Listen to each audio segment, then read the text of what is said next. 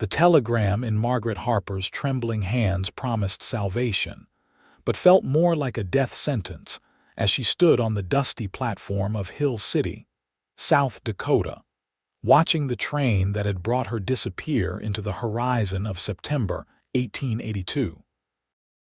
Margaret was 22 years old, orphaned 3 months prior when cholera had swept through Chicago and taken both her parents within a week of each other. The debts her father had accumulated in his final illness had consumed everything, leaving her with 2 choices: accept the charity of distant cousins who made it clear she would be little more than an unpaid servant, or answer the advertisement she had found in the newspaper. A rancher named Grant Lawson sought a practical wife for a business arrangement. He needed someone to help manage his household, and she needed security. The advertisement had been blunt about expectations. This would not be a love match. This would be a partnership of convenience, nothing more. She clutched her single carpet bag, containing everything she now owned in the world, and looked around the small train station. Hill City was smaller than she had imagined, a collection of wooden buildings scattered across the landscape, with the Black Hills rising in the distance.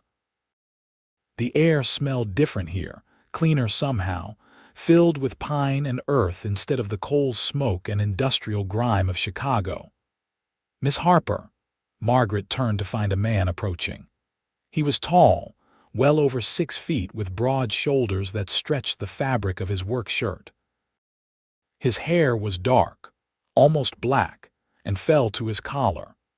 His face was weathered by sun and wind, with lines around his eyes that suggested he spent more time squinting at distant horizons than sitting comfortably indoors.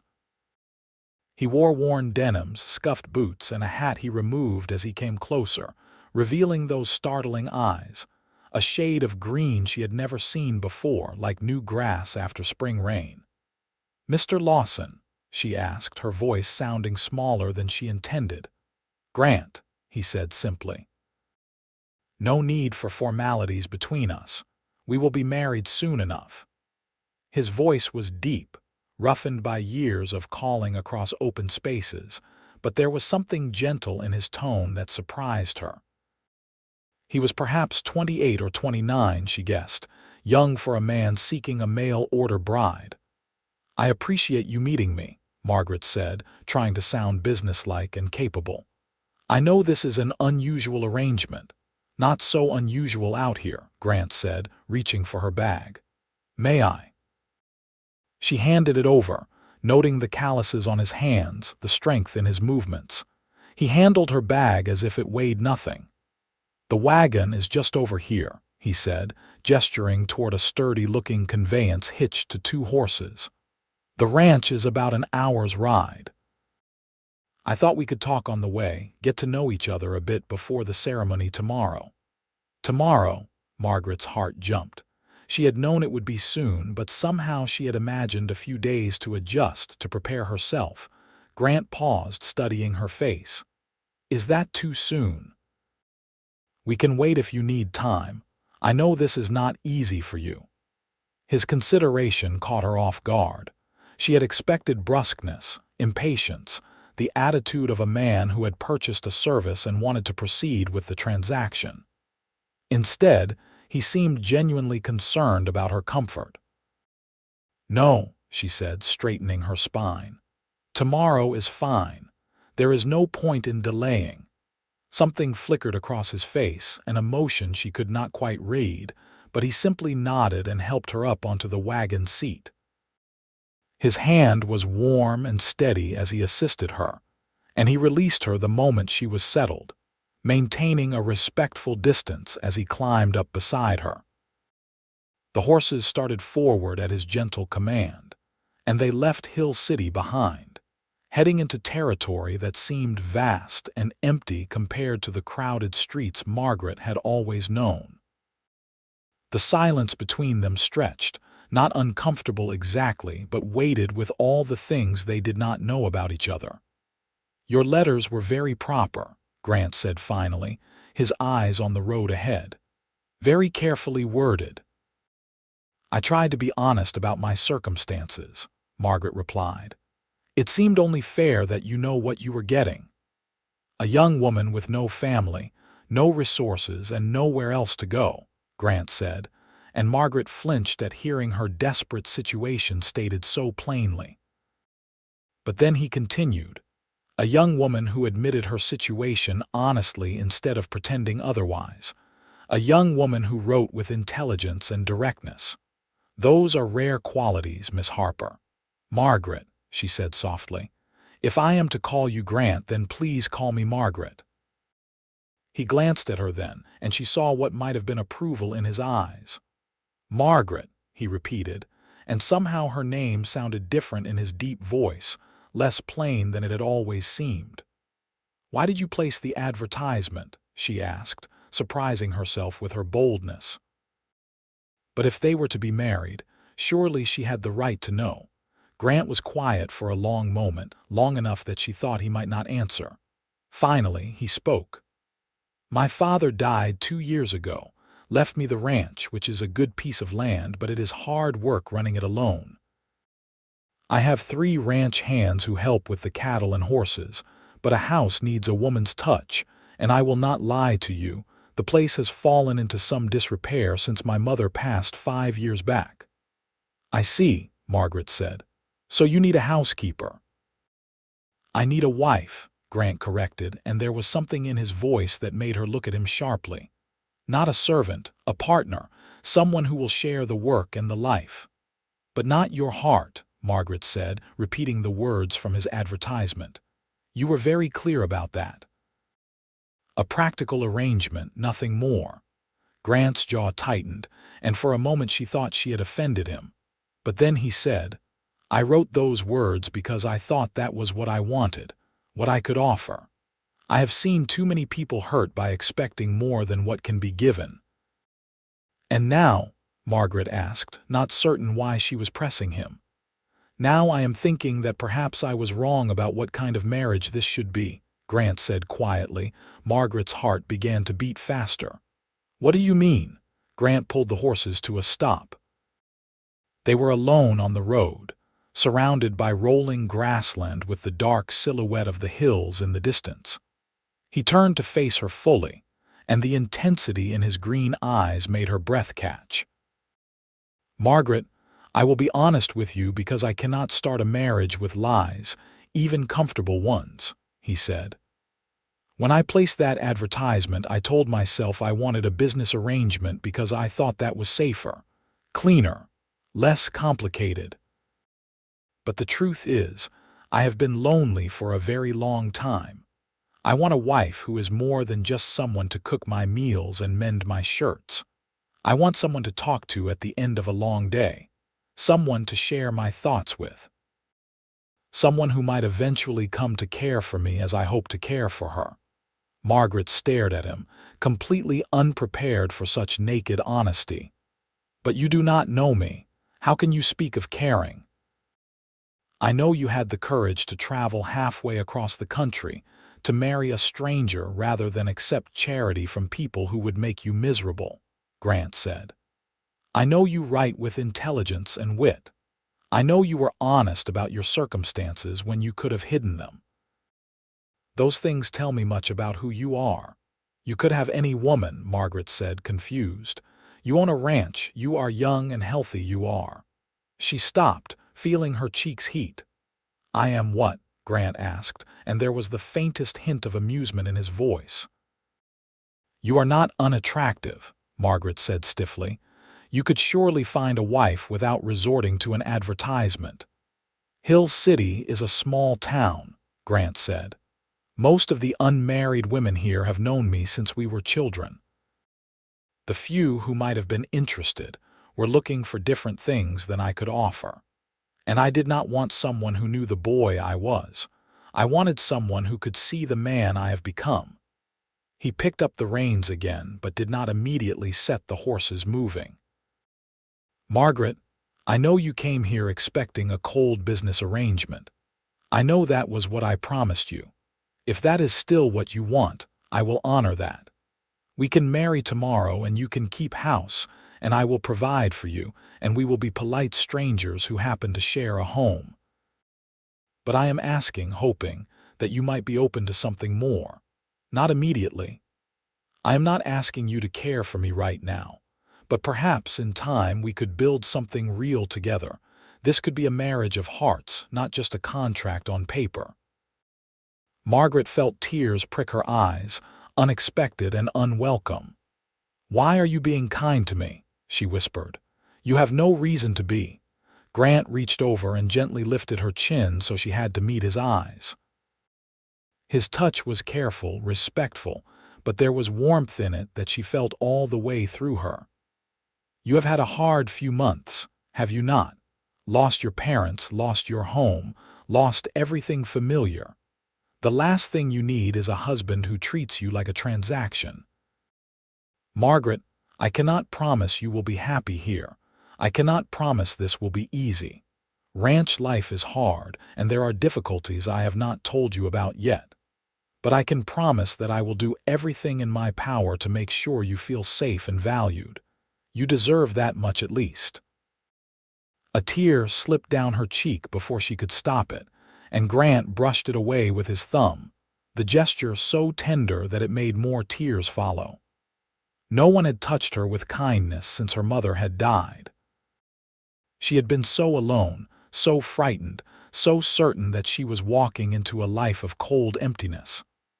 "I do not know how to do this," she admitted, her voice breaking. "I do not know how to be a rancher's wife. I grew up in a city. I know nothing about cattle or horses or any of it." "Then I will teach you," Grant said simply. "And you can teach me things too. I imagine there are plenty of things I do not know." "Like what?" Margaret asked, wiping at her tears. "Like how to make a house feel like a home," Grant said. "Like how to have a conversation that is not about cattle prices and weather, like how to smile more often. I have been told I am too serious." Margaret found herself smiling despite her tears. "By whom?" "My ranch hands. They tell me I brood too much." Grant's mouth quirked up at one corner. "They might be right. I imagine ranch work is serious business," Margaret said. "It is, but there should be room for lightness too, for laughter, for joy." Grant paused. "I would like to find that again. I think maybe I could with the right person." He set the horses moving again, and they continued down the road in a silence that felt different now, charged with possibility instead of awkward uncertainty. Margaret found herself studying Grant from the corner of her eye, taking in details she had been too nervous to notice before. The way he held the reins with competent ease, the way his eyes constantly scanned their surroundings, alert but not nervous. The way he sat, relaxed but upright, comfortable in his own skin in a way she had never quite managed. "Tell me about the ranch," she said. "What should I expect?" Grant seemed to relax further at the practical question. "The ranch is called the Lazy L, named by my father in a moment of humor. It is anything but lazy. We run about 500 head of cattle, plus a breeding program for horses that my father started and I have continued. The main house is 2 stories, built from local timber. It is sturdy but needs work, as I said. The paint is peeling, some of the shutters need repair, and the interior could use a woman's organizing touch." "How many rooms?" Margaret asked.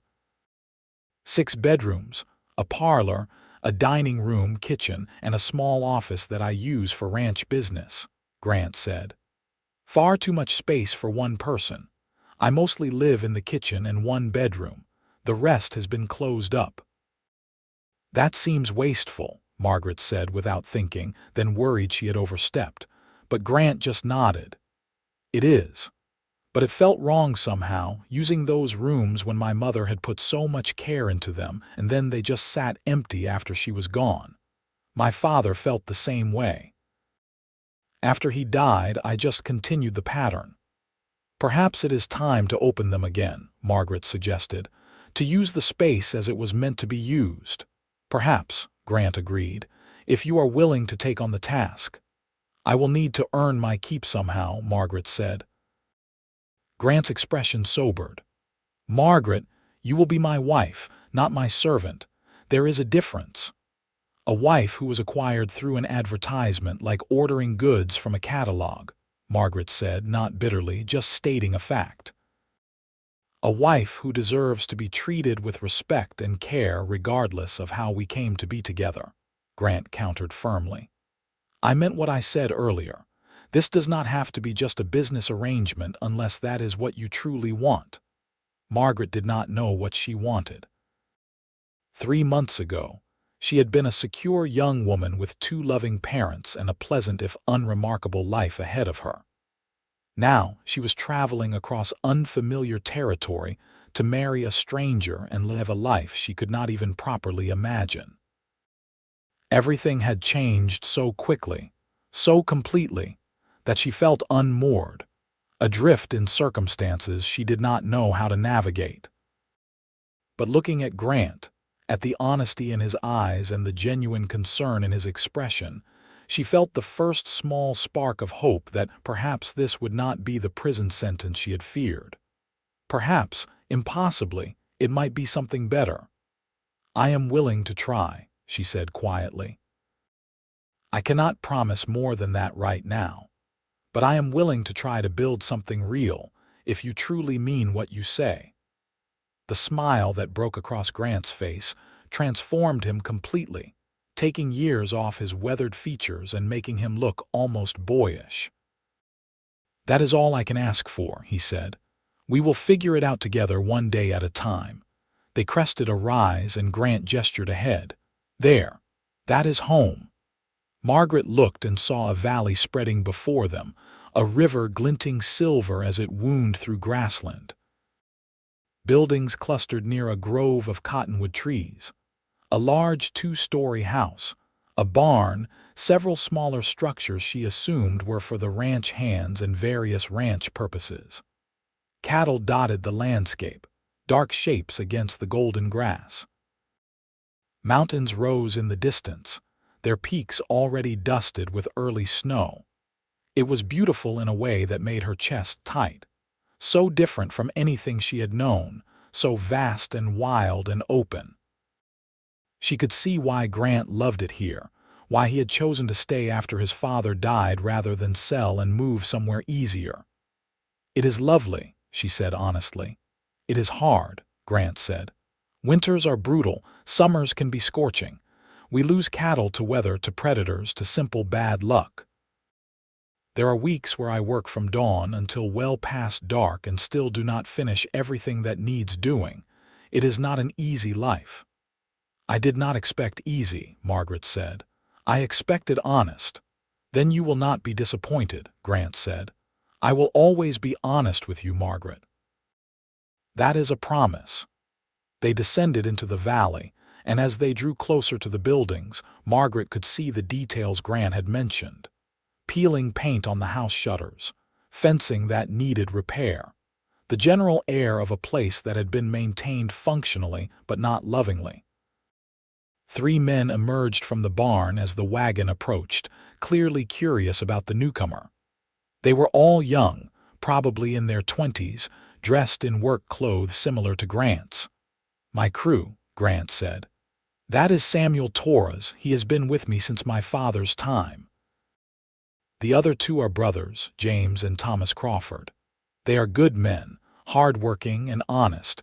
You will be safe with them around. The reassurance was unexpected but appreciated. Margaret had not thought about the fact that she would be the only woman on a ranch with 4 men. It was the sort of situation that respectable society would have been horrified by. But then again, respectable society had not offered her any better alternatives. Grant brought the wagon to a stop in front of the house and jumped down, then came around to help Margaret descend. His hands spanned her waist as he lifted her down, and she was suddenly very aware of his strength, his closeness, the way his green eyes studied her face. "Welcome home, Margaret," he said softly, and something in her chest shifted at the word. Home. She had not had one of those in 3 months. The ranch hands approached, and Grant made introductions. Samuel Torres was the oldest of the three, perhaps 25, with dark hair and eyes that held intelligence and humor. The Crawford brothers were clearly twins, with sandy hair and matching grins that suggested they shared one mind between them. "Pleased to meet you, madam," Samuel said, removing his hat. "We have been looking forward to having a lady around the place. Grant here has been making us live like heathens." "I have been making you work like cowboys, which is what you are paid for," Grant said dryly, but there was affection in his voice. "Same thing," James, or possibly Thomas, said with a grin. "We cleaned the house best we could," the other twin offered. "Probably did not do a very good job, but we tried." "I am sure it is fine," Margaret said, touched by the effort. "Thank you for going to the trouble." "No trouble at all," Samuel said. "It will be nice having someone around who can cook something besides beans and hardtack." "I can cook more than beans," Grant protested. "Barely," Samuel said, and the twins nodded in agreement. Margaret found herself smiling at their easy camaraderie. Whatever else the ranch might be, it was clear that Grant commanded loyalty and even affection from his men. That spoke well of his character. "Let me show you inside," Grant said, picking up her carpet bag. "You men have work to do you not?" "Yes, boss." They chorused with exaggerated obedience, but they were grinning as they headed back toward the barn. Grant led Margaret up the steps to the front porch, which creaked under their weight but was sturdy enough. He opened the door and gestured for her to precede him inside. The interior was dim after the bright sunshine, and it took Margaret's eyes a moment to adjust. When they did, she saw a large entryway with a staircase leading to the second floor. To the left was a parlor, to the right a dining room, and straight ahead she could see through to what must be the kitchen. Everything was clean. She had to give the men credit for that, but it was also clear that no woman had lived here in years. The furniture was functional, but arranged without any thought to comfort or aesthetics. The windows were bare of curtains. The walls were empty of decoration.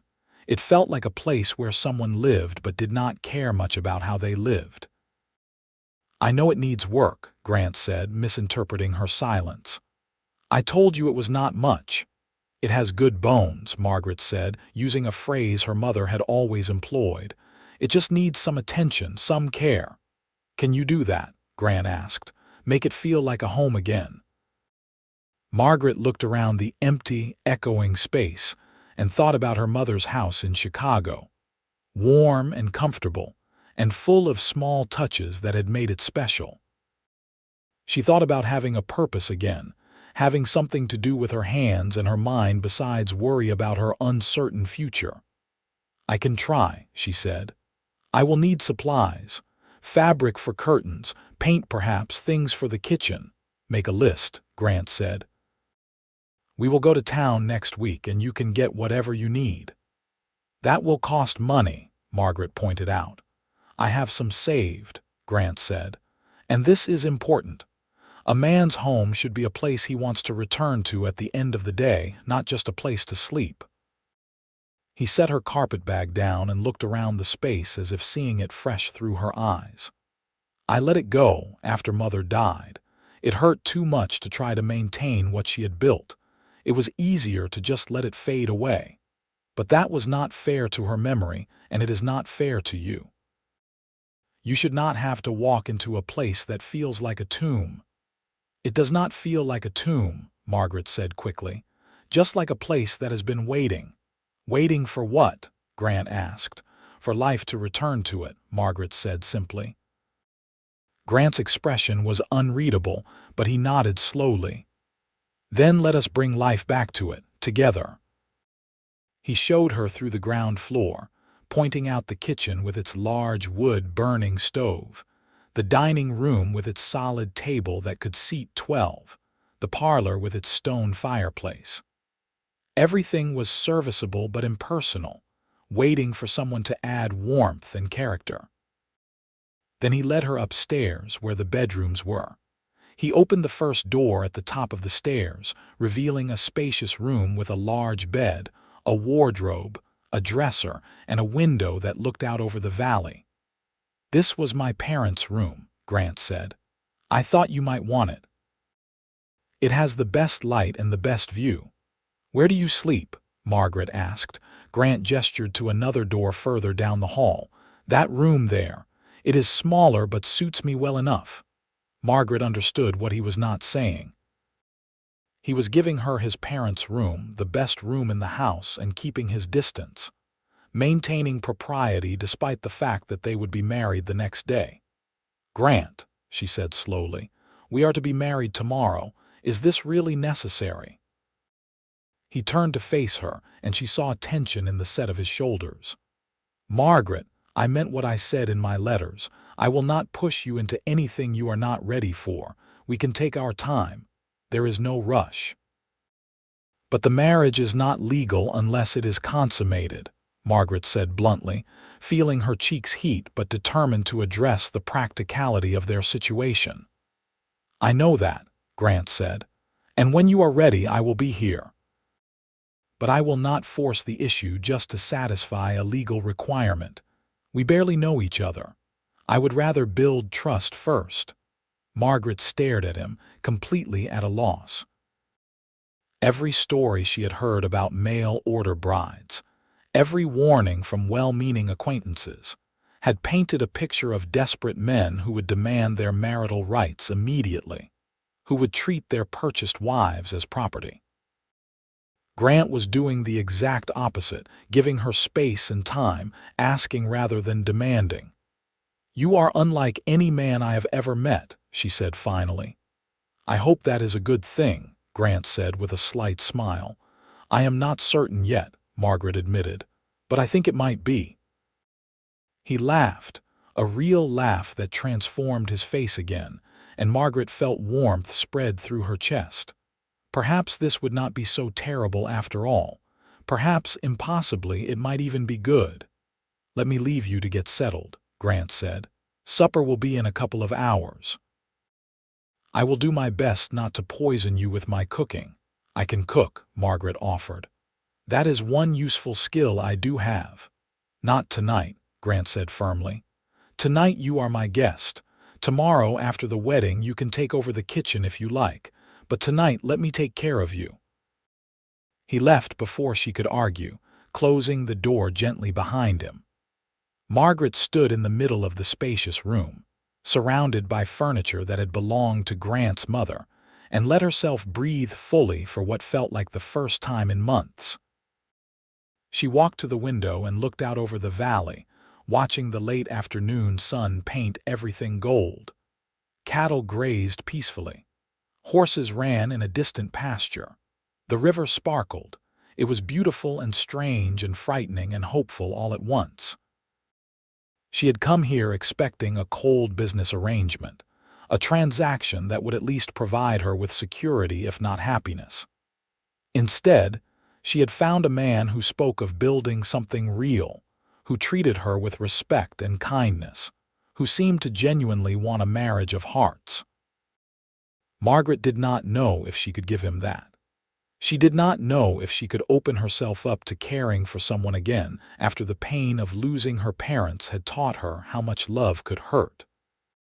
But standing in that sunlit room, in the house that Grant was willing to transform into a home for her, she felt the tight knot of fear in her chest loosen just slightly. Perhaps she could try. Perhaps that would be enough to start. She unpacked her carpetbag, hanging her few dresses in the wardrobe, placing her mother's silver brush on the dresser, setting the small daguerreotype of her parents on the bedside table. The room looked only slightly less empty when she was done, but it was a start. There was a knock on the door and Grant's voice called, "I brought you some water for washing up. May I leave it outside the door? You can come in," Margaret said, wanting to show that she trusted him. He entered carrying a pitcher and bowl which he set on the dresser. "I heated it on the stove. Figured you might want to wash the travel dust off." "Thank you," Margaret said. "That is very thoughtful." Grant nodded, then hesitated as if he wanted to say something but was not certain how to begin. Finally, he said, "Margaret, I know this is all very strange and sudden. If you are having second thoughts, if you want to call off the wedding and return to Chicago, I will pay for your ticket. You are not trapped here." Margaret considered the offer seriously. It would be easy to run, to retreat to the known even if the known meant living on the grudging charity of relatives who did not want her. But looking at Grant, at the honesty and concern in his eyes, she found she did not want to run. "I am not having second thoughts," she said. "I am nervous, yes. Uncertain about what comes next, but I am not leaving." The relief on Grant's face was unmistakable. "Good," he said simply. "I am glad." He left again, and Margaret washed up, grateful for the warm water and the moment of privacy to collect herself. She changed into a fresh dress, brushed out her hair, and studied her reflection in the small mirror above the dresser. She was plain, she knew that.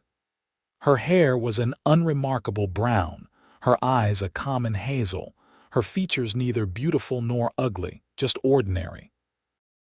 She had always been ordinary, easily overlooked, the sort of girl who blended into the background at social gatherings. It was part of why she had never expected to marry for love. She did not inspire passionate devotion or grand romantic gestures. But Grant had looked at her as if she were worth seeing, as if her ordinariness did not matter because he was interested in who she was beneath the surface. That was a gift she had not expected and was not certain she deserved.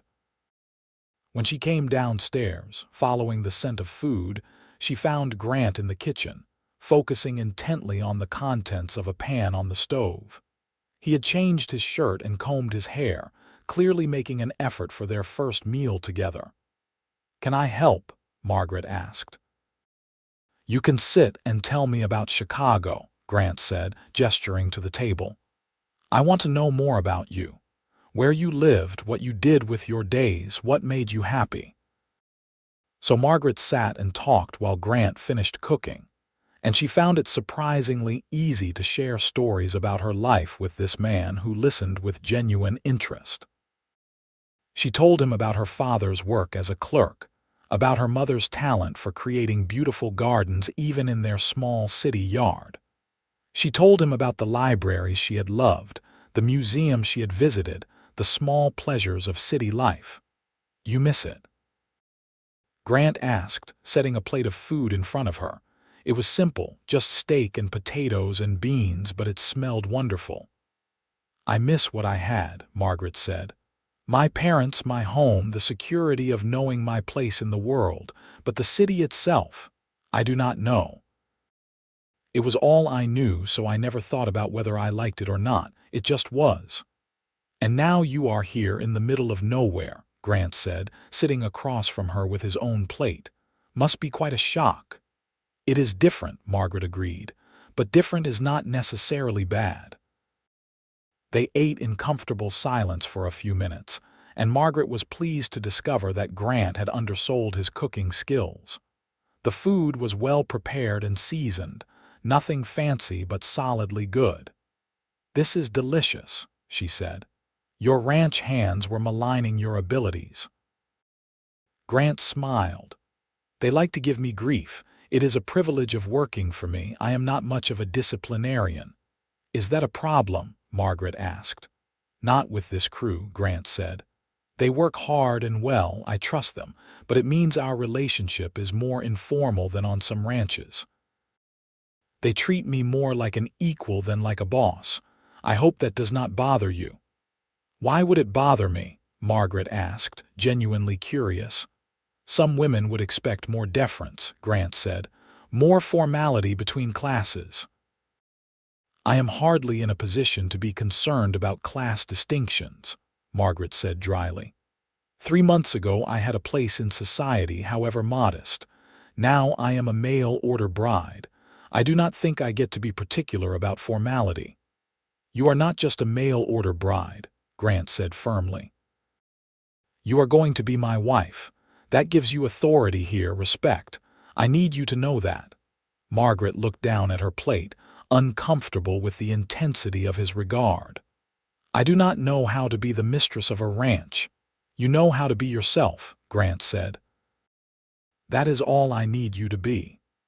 After supper, Grant showed her around the outside buildings while there was still enough light to see. The barn was huge, with stalls for horses and storage for hay and equipment. The bunkhouse where the ranch hands lived was small but clean and surprisingly comfortable. There were sheds for various purposes, a chicken coop, a smokehouse, and several other structures that Grant explained the purposes of. "It is a lot to take in," he said as they walked back toward the main house. "You do not need to learn everything at once."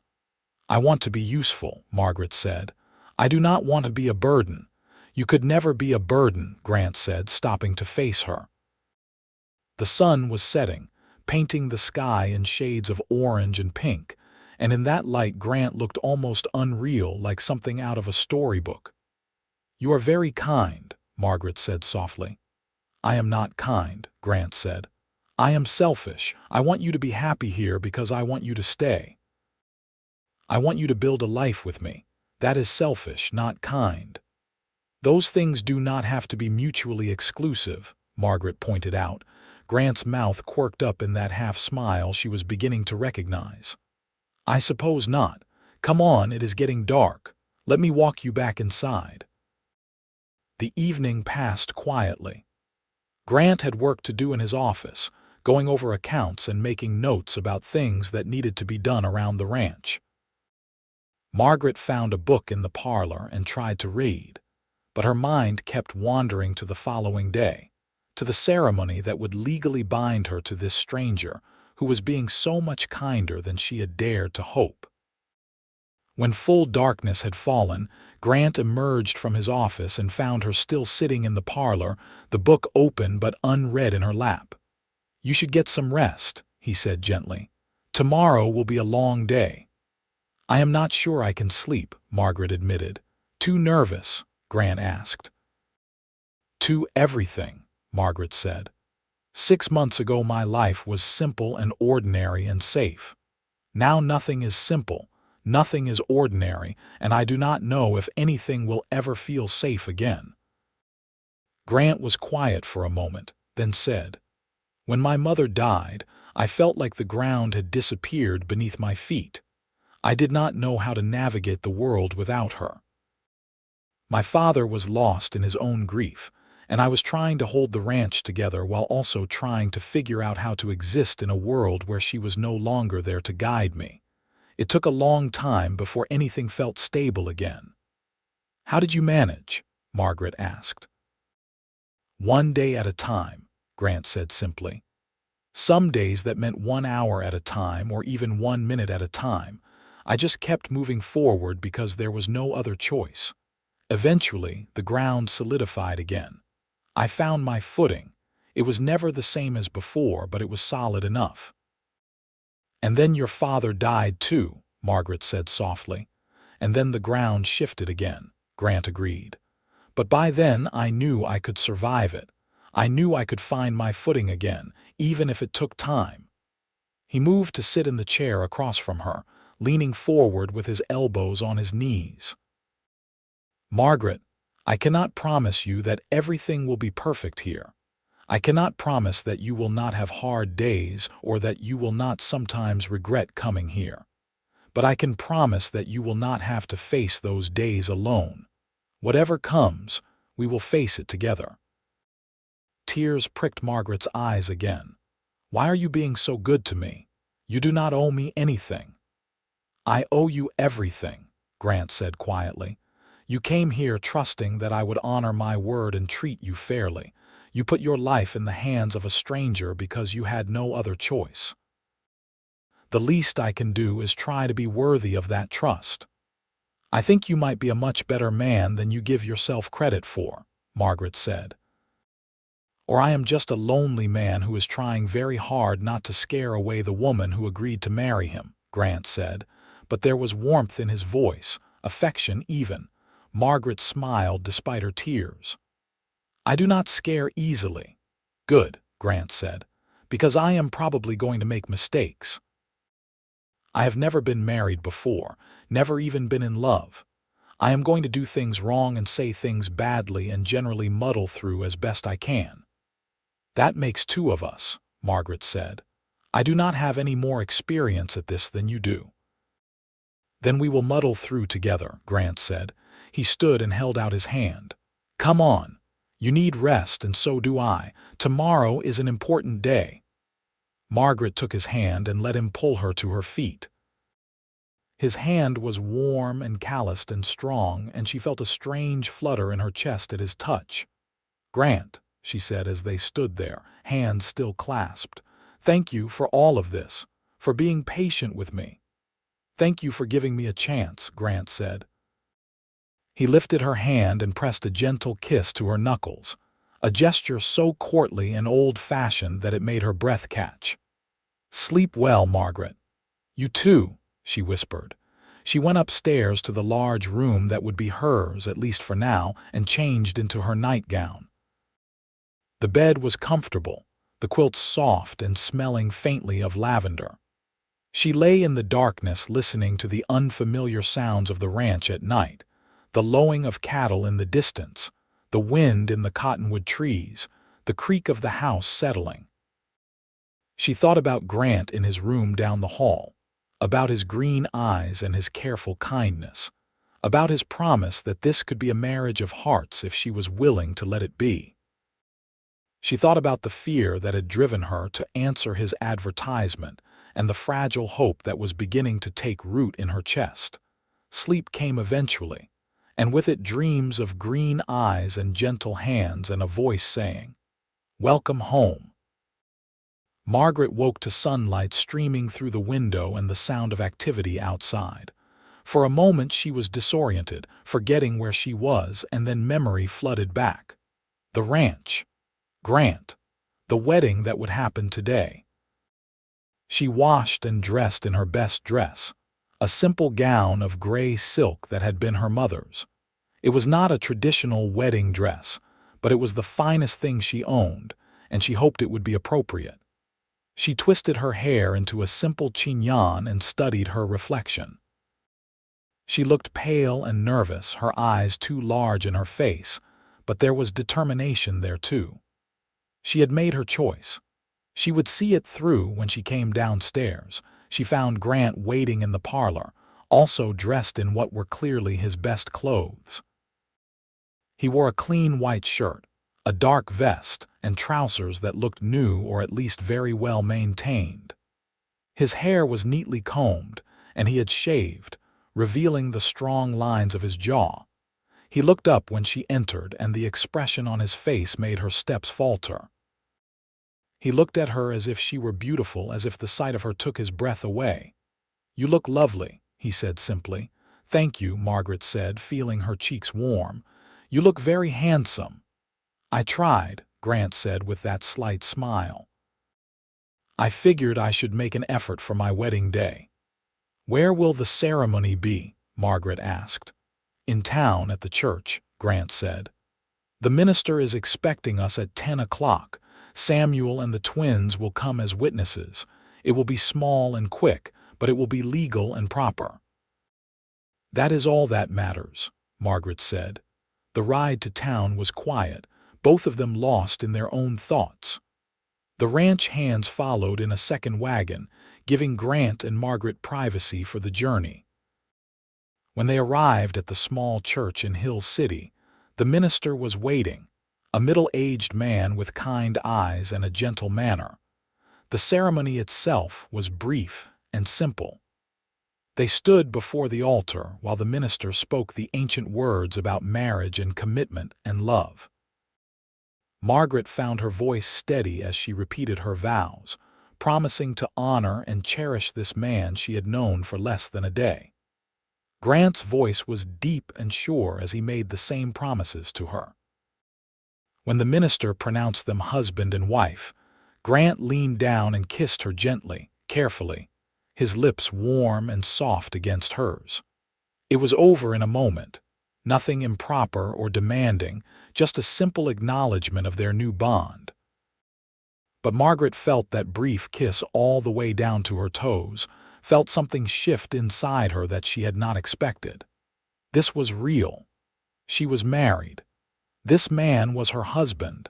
They signed the marriage certificate, Samuel and the twins adding their names as witnesses. The minister congratulated them warmly and accepted the payment Grant offered, and then they were outside in the sunshine again, legally bound together. "Well," Grant said, looking slightly dazed, "we did it." "We did," Margaret agreed. "Are you all right?" Grant asked, studying her face with concern. "I do not know," Margaret said honestly.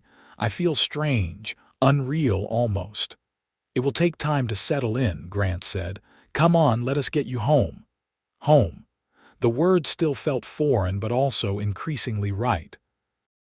They returned to the ranch, and the rest of the day passed in a blur of small moments. Grant introduced her formally to the ranch hands as his wife, and they congratulated her with genuine warmth. She explored the kitchen properly, taking stock of supplies and equipment. She made dinner for everyone, grateful to have something useful to do with her hands. As evening fell, the tension that had been simmering all day grew stronger. The ranch hands retreated to the bunkhouse. Grant finished evening chores. And Margaret stood in the kitchen, washing dishes and wondering what came next. Grant found her there when full darkness had fallen. "You do not have to do that," he said. "You must be exhausted." "I needed something to do," Margaret admitted. Grant moved to stand beside her, picking up a towel and drying the dishes she had washed. They worked in silence for a few minutes, the domesticity of the moment oddly comforting. "Margaret," Grant said finally, "I meant what I said yesterday. We do not have to rush anything. I can sleep in my room and you can sleep in yours, and we can take our time getting to know each other." Margaret dried her hands on her apron and turned to face him. "Is that what you want?" "I want you to be comfortable," Grant said carefully. "I want you to feel safe." "That is not what I asked," Margaret said. "Is that what you want?" Grant's eyes darkened, and she saw hunger there, want but also restraint. "What I want is less important than what is right for you." Margaret took a deep breath, gathering her courage. "I want to be a real wife to you, Grant.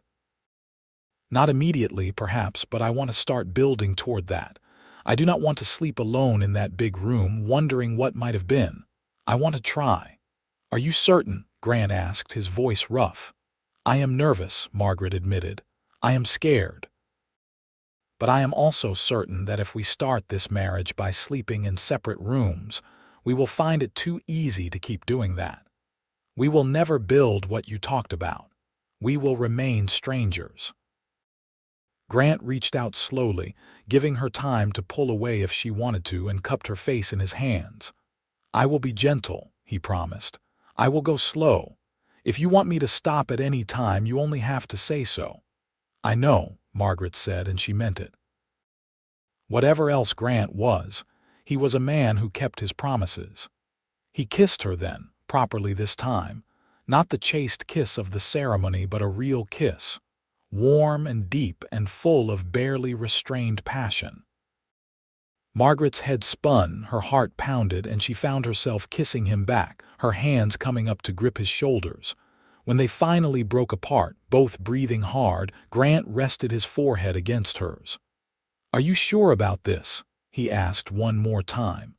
"I am sure," Margaret said. Grant took her hand and led her upstairs, not to the room she had slept in the previous night, but to his room, the smaller one down the hall. "I thought," he said, "if you are willing, we could make this our room, together. Not my parents' room with all its memories, but our own space. Fresh start." "I would like that," Margaret said softly. What followed was tender and careful and more emotional than Margaret had expected. Grant kept his promise to be gentle, taking his time, making sure she felt safe and cherished. There was pain, because that was inevitable. but there was also warmth and closeness, and a sense of connection that made Margaret understand for the first time why people spoke of marriage as becoming one flesh.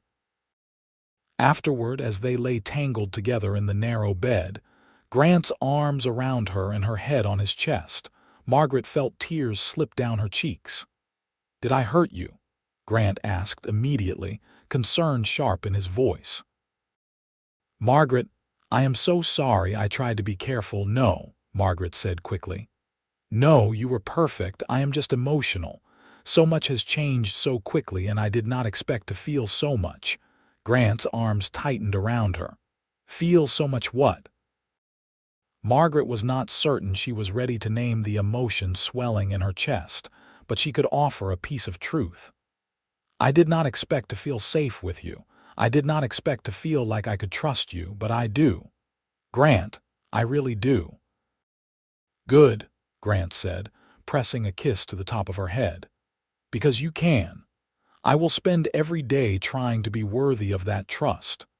They fell asleep like that, wrapped around each other, and Margaret's last waking thought was that perhaps she had been impossibly lucky.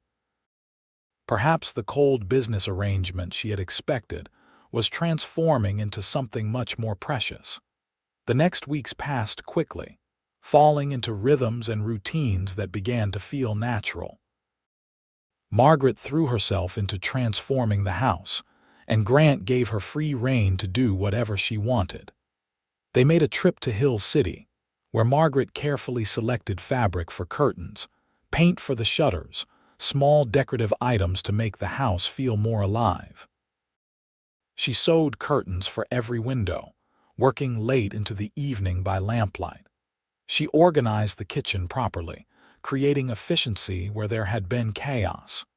She cleaned out the rooms that had been closed up and opened them to light and air again. She planted bulbs in the neglected garden, planning for spring blooms. Grant watched all of this with something like wonder. "You have transformed this place," he said one evening, looking around the parlor, which now felt warm and inviting with its soft lamplight and carefully arranged furniture and curtains that kept out the chill of autumn nights. "It needed someone to care about it," Margaret said simply. "It needed you," Grant corrected. The days fell into patterns. Margaret rose early to prepare breakfast for the ranch hands. Grant worked from dawn until dusk managing the cattle and horses, repairing fences, doing the endless work that a ranch required. Evenings were for the two of them, time spent talking about their days, sharing stories, learning each other.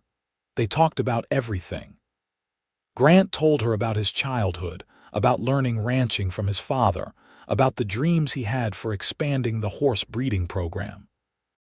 Margaret told him about books she had read, about the museums of Chicago, about her mother's flower gardens and her father's terrible singing voice. They laughed together. They argued occasionally about small things, learning how to navigate disagreement. They made love, and each time it was better, more natural, less awkward. They built day by day what Grant had promised, a marriage of hearts. 6 weeks after the wedding, Margaret realized she was late. She said nothing for several days, not wanting to raise hopes until she was certain. But when another week passed and the signs became unmistakable, she knew she had to tell Grant. She waited until evening, until they were alone in their room, and then said simply, "I think I am with child."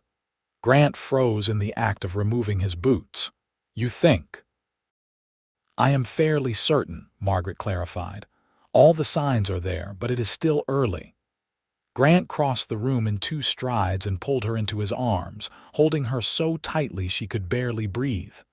"A baby," he said, his voice rough with emotion. "Margaret, truly." "Truly," she said, and then laughed because his joy was so pure and unrestrained. "Are you happy about this?" "Happy?" Grant pulled back to look at her, his eyes bright. "Margaret, I am beyond happy. I am ecstatic, terrified but ecstatic." "Terrified?" Margaret asked. "I am going to be a father," Grant said. "That is a huge responsibility, What if I am terrible at it? What if I do everything wrong? Then we will be terrible together, Margaret said, cupping his face in her hands. And we will learn just like we have been learning everything else. Grant kissed her fiercely, then dropped to his knees and pressed his face against her still flat belly. "Hello in there," he said softly. "I am your father. I promise to do my best to not mess you up too badly." Margaret laughed through sudden tears, running her fingers through Grant's dark hair. "I think you are going to be a wonderful father." "I am going to try," Grant said. He stood and pulled her close again. "We need to be careful with you now. No heavy lifting, no overworking yourself." "I am pregnant, not made of glass," Margaret protested. "I know, but I want to take care of you," Grant said. "Both of you. Let me do that." And he did. He became almost comically protective, insisting Margaret rest more, taking over tasks he thought too strenuous, hovering anxiously whenever she felt the slightest bit unwell. It was annoying and endearing in equal measure. The ranch hands were told and reacted with enthusiastic congratulations. Samuel began carving a cradle in his spare time, working on it secretly in the bunkhouse. The Crawford twins debated whether it would be a boy or a girl with the intensity of men arguing about cattle prices. Winter came to South Dakota with a vengeance, bringing snow and bitter cold. The ranch work grew harder, and Margaret worried about Grant spending long hours outside in harsh conditions. But he always came home to her, cold and exhausted but smiling, eager to warm himself by the fire and talk about their day. Christmas arrived, and Margaret decorated the house with pine boughs and candles, filling it with the sense of her childhood. She cooked a feast, and they invited the ranch hands to join them, turning the meal into a celebration. Samuel presented the cradle he had finished, beautifully carved and sturdy. The twins gave her a set of baby blankets they had awkwardly but earnestly purchased in town. Grant's gift to her was a rocking chair he had made himself, working on it late at night after she had gone to bed. It was beautiful, smooth and comfortable, perfect for a mother with a child. "For the nursery," he said as she ran her hands over the polished wood. "I thought you would want a place to sit with the baby." "It is perfect," Margaret said, her voice thick with emotion. "Grant, it is absolutely perfect." Her gift to him was simpler, a quilt she had sewn, pieced together from scraps of fabric, each piece chosen with care. "So you can remember all of this," she said. "Our first months together, building our home."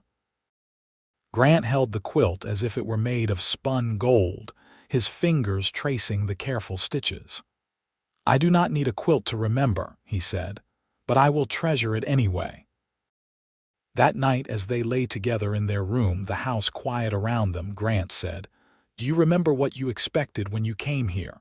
A cold business arrangement, nothing more." "I remember," Margaret said. "I was so scared, so certain I was walking into a life of emptiness." "And now?" Grant asked. "Now I cannot imagine being anywhere else," Margaret said honestly. "Now I cannot imagine my life without you in it." "I love you," Grant said, the words simple but weighted with everything he felt. "I think I have loved you since I saw you standing on that train platform, trying so hard to be brave. But I love you even more now, knowing who you are, seeing how strong you are, watching you make this place into a home." Margaret's eyes filled with tears, but they were happy ones. "I love you too," she said. "I did not expect to. I did not think I could, not this quickly. But I do, Grant. I love you so much it frightens me sometimes." "Do not be frightened," Grant said, pulling her close. "We have each other now. Whatever comes, we will face it together." The winter passed slowly, each day shorter and colder than the last. Margaret's pregnancy progressed, her belly growing round and firm. She felt the baby move for the first time in late January, a flutter like butterfly wings inside her.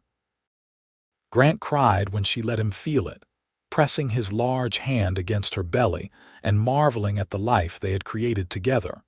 Spring came finally, melting the snow and turning the world green again. The bulbs Margaret had planted in the fall pushed through the earth and bloomed, filling the garden with color. New calves were born, and Grant worked from before dawn until after dusk managing the spring roundup. Margaret felt enormous and uncomfortable, counting down the days until her due time. The doctor from Hill City had examined her and pronounced everything normal, predicting a birth in late April or early May. On a warm evening in early May, as the sun was setting and painting the sky in shades of gold and rose, Margaret felt the first contraction. She was in the garden, tending to her flowers, when the pain seized her middle and stole her breath. Grant found her there, bent over and breathing hard. "Margaret, what is wrong, the baby?" she gasped. "It is time." Grant went pale, then snapped into action. He swept her up into his arms and carried her into the house, settling her in their bed. "I will get the doctor," he said. "Samuel can ride faster than me. He will go. You stay here, try to breathe." "I do not think breathing is optional," Margaret said, trying to joke even through the pain. "Just do not have this baby until the doctor gets here," Grant said desperately. "I will do my best," Margaret promised. Samuel rode for town at a gallop while Grant stayed with Margaret, holding her hand and looking terrified. The twins paced outside the house, too nervous to go far. The contractions came faster, harder, and Margaret stopped trying to be brave and let herself cry out with the pain of it. The doctor arrived just as the sun fully set and immediately took charge. He shooed Grant out of the room despite Margaret's protests, insisting that this was women's work and no place for a husband. "I am staying," Grant said flatly. "That is my wife. That is my child. I am staying."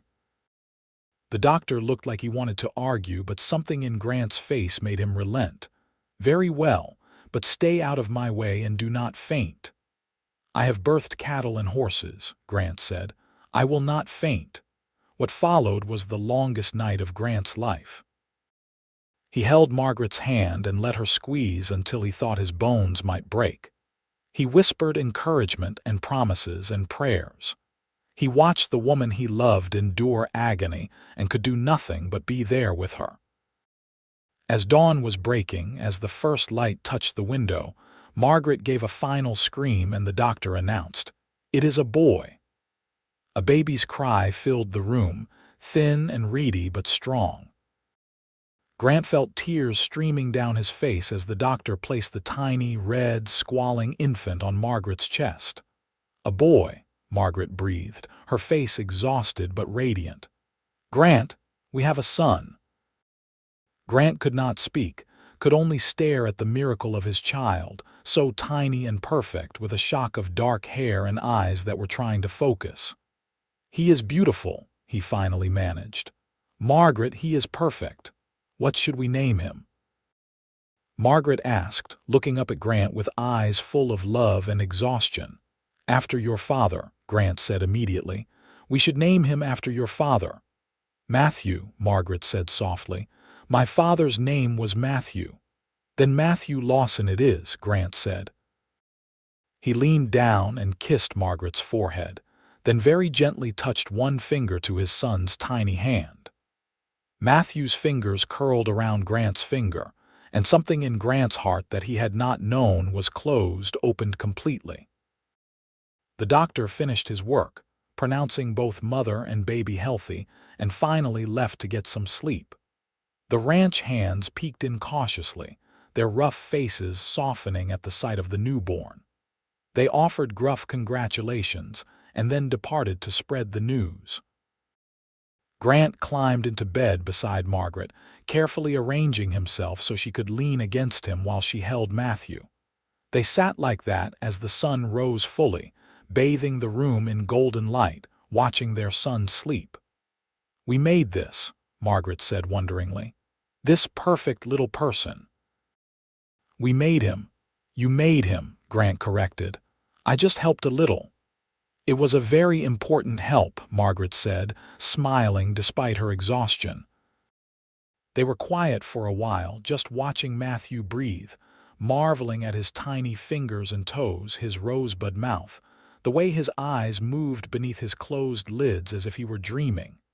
"Grant," Margaret said softly, "thank you." "For what?" Grant asked. "For giving me this," Margaret said. "For giving me a home, a family, a life I never dreamed I could have. For turning what I thought would be a cold business arrangement into a marriage of hearts." Grant's arms tightened around her.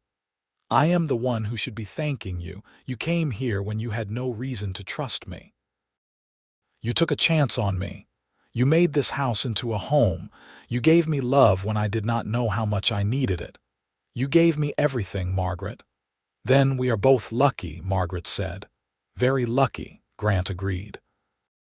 Matthew stirred and made a small sound, and Margaret shifted to nurse him, marveling at how instinct guided both of them through this new experience. Grant watched in awe, understanding that his life had irrevocably changed, that nothing would ever be as important as these two people. The days that followed were exhausting and wonderful in equal measure. Margaret recovered slowly from the birth while learning how to care for a demanding newborn. Grant did his best to help while also managing the ranch work that never stopped. The ranch hands took turns visiting, bringing small gifts and offering awkward but heartfelt congratulations. Samuel carved a set of wooden toys. The Crawford twins insisted on taking night watch with the cattle, so Grant could stay closer to the house. The community of Hill City welcomed the new baby with gifts and visits, and Margaret was touched by how readily these frontier people had accepted her as one of their own. Matthew grew and thrived, gaining weight and strength. His eyes, which had been the unclear blue of all newborns, gradually shifted to green like his father's. His personality began to emerge, curious, alert, quick to smile and slow to fuss. Grant was a devoted father, constantly amazed by his son. He would hold Matthew for hours, talking to him about the ranch, about the horses and cattle, about all the things he would teach him as he grew. He changed diapers without complaint, walked the floor during fussy evenings, and turned to mush whenever Matthew smiled at him. "You are a natural at this," Margaret said one evening, watching Grant rock their son to sleep. "I am terrified every moment that I will drop him or break him somehow," Grant admitted. "But I love him so much, Margaret. I did not know it was possible to love someone this much, this immediately." "I know," Margaret said. "It is overwhelming, is it not?" "The best kind of overwhelming," Grant said. Summer came again, and Margaret worked in her garden with Matthew in a basket beside her, shaded from the sun. She canned vegetables and fruits, preparing for the next winter.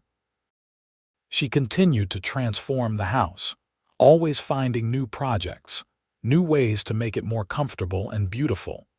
Grant expanded the horse breeding program, investing carefully in new stock. The ranch prospered under his steady management, and he began to save money, thinking about the future, about sending Matthew to school, about expanding further. On their first wedding anniversary, Grant took Margaret into town for a rare dinner at the hotel restaurant. Samuel agreed to watch Matthew, insisting that new parents needed time alone. They dressed in their best clothes and rode into Hill City feeling young and giddy. Over dinner, Grant took Margaret's hand and said, "1 year ago, I married a stranger. Today, I am sitting across from my best friend, the mother of my son, the love of my life. It has been the best year of my life, Margaret." "Mine too," Margaret said. "I came here expecting so little and gained so much. I have everything I never knew I wanted." "Here is to many more years," Grant said, raising his glass. "Many more years," Margaret agreed. They returned to the ranch to find Matthew asleep in Samuel's arms, the rough cowboy looking surprisingly comfortable with the baby. "He is a good kid," Samuel said, carefully transferring Matthew to Margaret. "Barely fussed at all." "Thank you for watching him," Margaret said. "Any time," Samuel said. "I mean it. You two should go out more often. It is good for you." As the seasons turned and years began to pass, the Lawson family grew and deepened their roots. Matthew took his first steps in the parlor, lurching from his mother's arms to his father's with determined concentration. He spoke his first word, which was "Papa," much to Margaret's mock indignation and Grant's immense pride. When Matthew was 2, Margaret found herself pregnant again. This time there was no fear, only excitement. They knew what to expect, knew they could handle it. Their second child, a daughter they named Mary after Margaret's mother, arrived on a snowy December evening, her birth quicker and easier than Matthew's had been. Grant cried again, holding his daughter for the first time, marveling at how tiny she was compared to his now sturdy son. "Two," he said wonderingly. "We have 2 children, Margaret. Are you complaining?" Margaret teased. "I am rejoicing," Grant said. "I would have 10 more if you were willing." "Let us see how we manage with 2 first," Margaret said, laughing. The years continued to pass in a blur of busy, happy days. Matthew grew into a bright, curious boy who followed his father everywhere, learning about ranching almost before he could read. Mary was quieter, more thoughtful, but with a stubborn streak that reminded Grant of her mother. The ranch prospered. Grant's reputation as a horse breeder spread, and people came from miles around to purchase his stock. He hired more hands as the operation grew, but Samuel and the Crawford twins remained his most trusted employees, now more like family than workers. Margaret became a respected figure in Hill City society. She organized church socials, helped new settlers adjust to frontier life, and became known for her kindness and practical wisdom. She never forgot what it felt like to be alone and desperate, and she made certain that no one in her community had to feel that way if she could help it. On Matthew's 5th birthday, Grant took him for his first real ride around the ranch, the boy seated in front of his father on Grant's steady gelding. Margaret stood on the porch with Mary in her arms, watching them go, her heart full to bursting. "That is your papa and your brother," she told Mary. "That is our family." Mary, now to herself, just snuggled closer and said, "Papa." That evening, after the children were asleep, Margaret and Grant sat on the porch in the gathering darkness, watching the stars come out. The sounds of the ranch surrounded them, comfortable and familiar, cattle lowing, horses moving in their pasture, the wind in the cottonwoods. "You remember the day you arrived?" Grant asked, his arm around Margaret's shoulders. "I remember being terrified," Margaret said. "Certain I had made a terrible mistake." "I was terrified too," Grant admitted. "Afraid you would take one look at the ranch at me and demand to be put back on the train to Chicago." "I almost did," Margaret said. "That first night, lying in that big room by myself, I almost convinced myself to run. But then I thought about what you had said about building something real, and I decided to take the chance." "I am very glad you did," Grant said. "So am I," Margaret said. She turned to look at him, at the face she knew as well as her own now, at the green eyes that had first captured her attention. "Grant, I need you to know something. You saved me, not just from poverty or from living on charity. You saved me from a life without love, without purpose, without joy. You gave me everything." "You saved me too," Grant said seriously. "I was half alive before you came, just going through the motions. You brought life back to me, to this place. You made me whole again." They kissed, long and sweet, and Margaret thought about the telegram that had brought her here, the advertisement that had seemed like a last desperate option. She thought about how frightened she had been, how certain that she was walking into a loveless future. and she thought about what she had found instead. Love beyond measure, a partner who valued her, children who filled her days with laughter and purpose, a home that was truly hers. She had expected a cold business arrangement, but Grant had given her a marriage of hearts, exactly as he had promised. "I love you," she said, the words as true now as the first time she had spoken them, perhaps even more so because they were built on years of shared experience, of weathering storms together, of building a life brick by brick. "I love you too," Grant said. "Today, tomorrow, and every day after that." They sat together as the stars wheeled overhead and the night deepened, two people who had started as strangers and become something far more precious, partners, lovers, friends, family. The ranch spread around them, solid and prosperous, a testament to their hard work and dedication. Inside the house, their children slept safely, dreaming whatever dreams children have. The future stretched before them, unknown but no longer frightening, because they would face it together. Margaret had come to South Dakota expecting nothing but survival. Instead, she had found a home, a family, and a love that would sustain her through all the years to come. The cold business arrangement she had braced herself for had transformed into something infinitely warmer, infinitely more valuable. Grant had placed an advertisement seeking a practical wife, and found instead a soulmate, a true partner who completed him in ways he had not known were possible. The loneliness that had haunted him for years had been banished completely, replaced by the warmth of family and love. As the years continued to pass, the Lawson family grew and changed, but remained strong. Matthew eventually took over the ranch, having learned everything his father could teach him. Mary married a teacher from Hill City and stayed close, filling Margaret's later years with grandchildren to love and spoil. Grant and Margaret grew old together, weathering the challenges that life brought with the same partnership that had defined their marriage from the beginning. They faced droughts and hard winters, economic panics and personal losses, but they faced them together, and that made all the difference on their 40th wedding anniversary. Surrounded by children and grandchildren, Grant stood and raised a glass.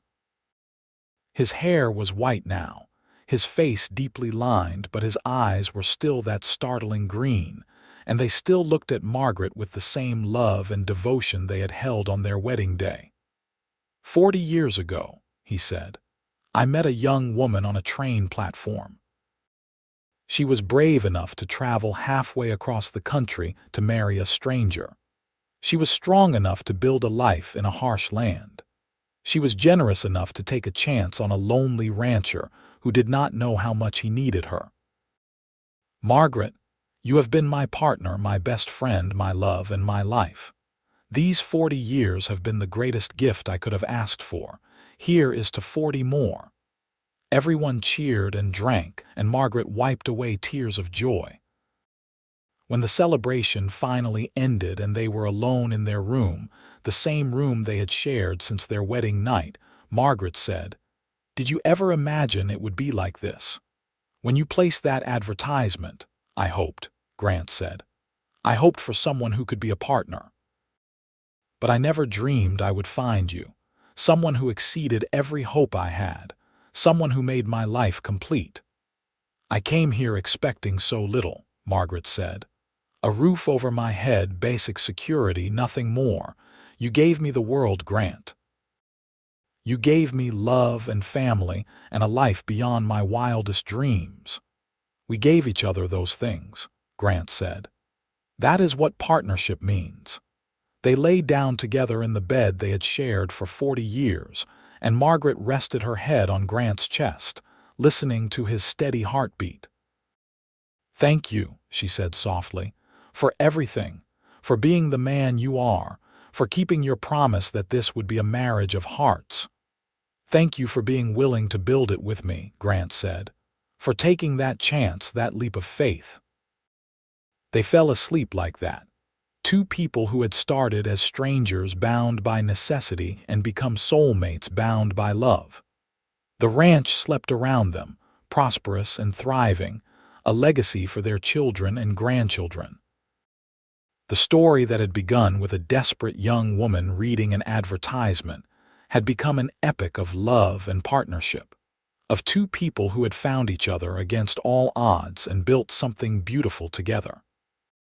What Margaret had expected to be a cold business arrangement had become instead a marriage of hearts, exactly as Grant had promised on that first day.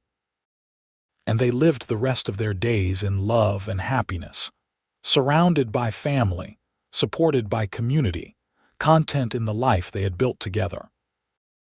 Their love story became legend in Hill City, told and retold as an example of how even the most unpromising beginnings could lead to the happiest of endings.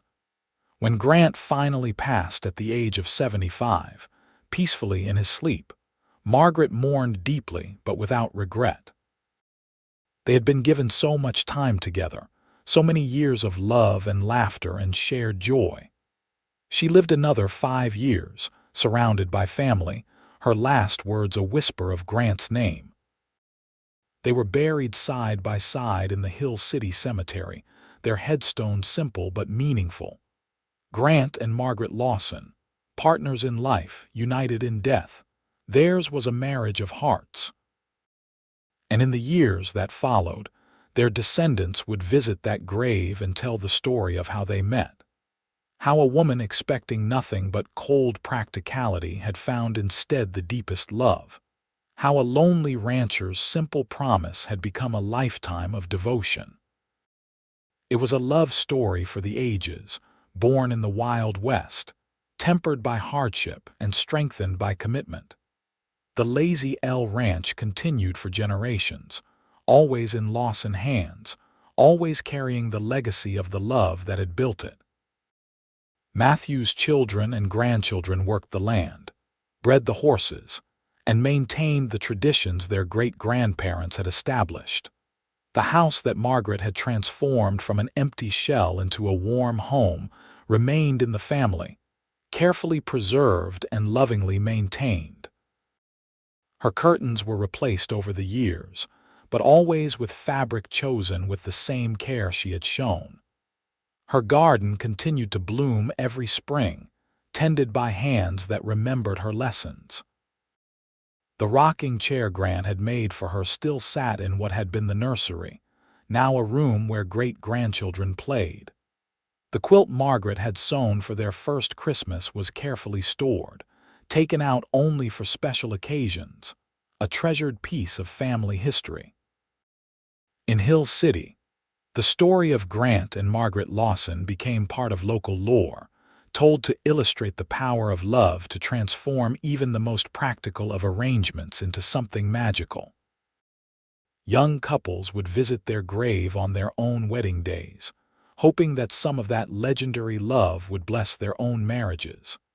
The telegram Margaret had received in Chicago, offering her a business arrangement with a stranger, had seemed like her last desperate option.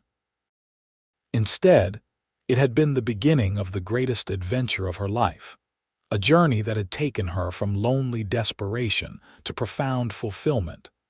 Grant's advertisement, seeking a practical wife for a ranch that needed a woman's touch, had brought him far more than he had dreamed possible. It had brought him his other half, the person who completed him, the love of his life. Together, they had proven that sometimes the most unexpected paths lead to the most extraordinary destinations. That love can bloom even in the harshest soil, if it is tended with care and devotion.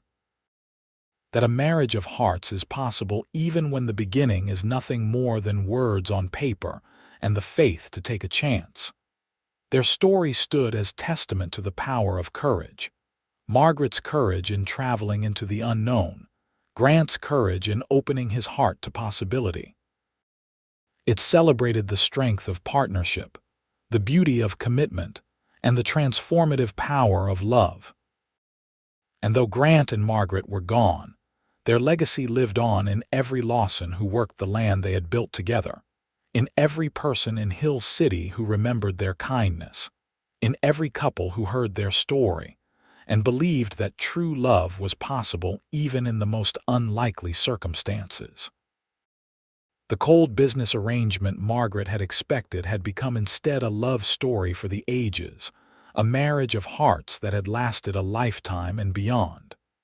It was proof that sometimes, when you take a leap of faith into the unknown, you do not fall into darkness. Sometimes, you fall into love. The end.